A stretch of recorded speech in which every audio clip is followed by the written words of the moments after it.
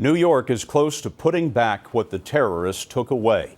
Workers on the new tower rising near Ground Zero are erecting steel for the 100th floor on their way to 104. We asked several correspondents to take us to the top. Some declined, but Nancy Cordes jumped at the chance. Getting to the top of One World Trade Center is a job in itself. First, you ride up to the 89th floor on 2 construction elevators. From there, a series of ladders are the only way up to the 93rd floor, which has no walls and the sky for a ceiling. Here, Tommy Hickey and Michael O'Reilly spend their days scaling 2-foot-wide steel beams. They're part of an elite 4-man crew of ironworkers called connectors.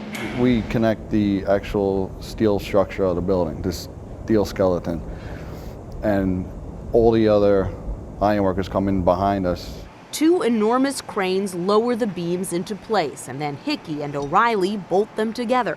What we're doing now, setting that 100th floor. How dangerous is it being up here?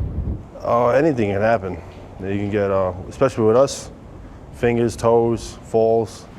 It's very dangerous. And the heights, we just got to watch each other's backs. That's why I would say it's like my brother. I went with him more than my wife. The day we visited, they were raising the cocoon, a steel and net structure that surrounds the building for safety, so debris doesn't drop 1,200 feet to the street below. Working 7 days a week, they are now just 6 feet away from overtaking the Empire State Building as the tallest skyscraper in New York, a status the Twin Towers held before they fell. It's a trophy. You come here to do this, biggest job in the city.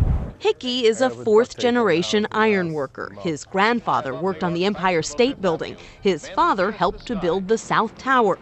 O'Reilly's father was terribly injured while building 7 World Trade Center in 1985. He was doing what I do now. It's connecting what me and Tommy do, and he had fallen and he was paralyzed. Yeah, so that ended my dreams of becoming an ironworker right then and there, and then 9/11 changed all that all over again. So that's because 7 World Trade also fell on that day. When the building came down, it all happened for no reason, so let me go in and rebuild it and to honor him, The higher they go, the more punishing the conditions become. It's 10 to 15 degrees colder here than at street level. High winds and fog often halt construction. Down below, 3,500 workers are welding beams, laying metal rods, and pouring concrete, building what the architects say will be the strongest skyscraper in the world. A lot of pride, yeah, in all these workers. I mean, everybody's proud of what they're doing. Nancy Cordes, CBS News, atop One World Trade Center. In addition to Nancy, the CBS fearless foursome who made the trek up the tower are Paul Letterman, Paul Cedia, and Jamie McGlinchey.